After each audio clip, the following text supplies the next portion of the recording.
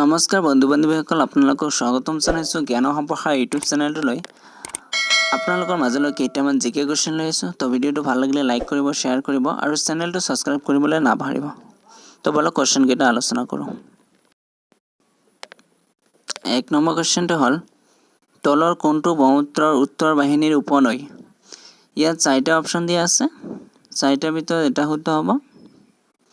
এই নম্বৰটো শুদ্ধ, চম্পাৱতী। ব্ৰহ্মপুত্ৰৰ উত্তৰ বাহিনীৰ উপনৈ কি? চম্পাৱতী।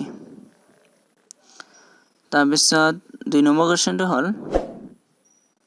বড়োলেণ্ড স্বায়ত্তশাসিত পৰিষদৰ জিলা কেইখন? তো ইয়াতো 4টা অপশ্যন দিয়া আছে। ইয়াৰ এই নম্বৰটো শুদ্ধ হ'ব। বড়োলেণ্ড স্বায়ত্তশাসিত পৰিষদৰ জিলা 4খন।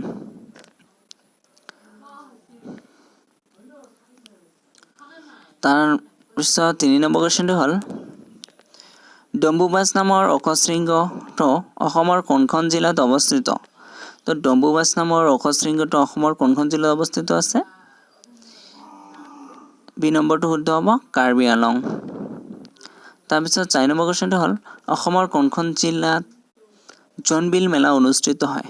তো ইয়াৰ চি নম্বৰটো শুদ্ধ হ'ব, মৰিগাঁও। তো জোনবিল মেলা অনুষ্ঠিত হয় মৰিগাঁও জিলাত। 5 নম্বৰ কুৱেশ্যনটো হ'ল, এছিয়া মহাদেশৰ প্ৰথমটো তেল শোধনাগাৰ কিমান চনত স্থাপন কৰা হৈছিল? তো এছিয়া মহাদেশৰ প্ৰথম তেল শোধনাগাৰ স্থাপন কৰা হৈছিল অসমৰ ডিগবৈত। তো এইটো 1901 চনত স্থাপন কৰা হৈছিল। চি নম্বৰটো শুদ্ধ হ'ব। 6 নম্বৰ কুৱেশ্যনটো হ'ল, অসমৰ ক'ত গোপীনাথ বৰদলৈ আন্তৰ্জাতিক বিমানবন্দৰটো অৱস্থিত? তো অসমৰ যিটো গোপীনাথ বৰদলৈ ইণ্টাৰনেশ্যনেল এয়াৰপৰ্ট আছে, এইটো ক'ত অৱস্থিত? গুৱাহাটীৰ বৰঝাৰত অৱস্থিত। বি নম্বৰটো শুদ্ধ হ'ব, বৰঝাৰ। 7 নম্বৰ কুৱেশ্যনটো হ'ল, হাইলাকান্দি জিলাৰ তলৰ কোনটো বাবে বিখ্যাত? মানে হাইলাকান্দি জিলাখন কিহৰ বাবে বিখ্যাত?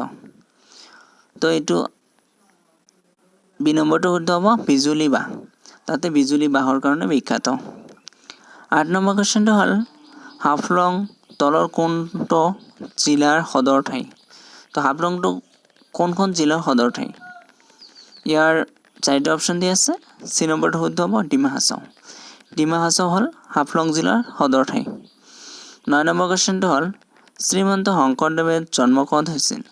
তো শ্ৰীমন্ত শংকৰদেৱৰ জন্ম ক'ত হৈছিল আপোনালোকে নিশ্চয় জানে। তো ইয়াত 4টা অপশ্যন দিয়া আছে। তাৰে এই নম্বৰটো শুদ্ধ হ'ব, বৰদোৱাত। শ্ৰীমন্ত শংকৰদেৱৰ জন্ম হৈছিল বৰদোৱাত। তাৰপিছত 10 নম্বৰ কুৱেশ্যনটো লৈ আহিছোঁ।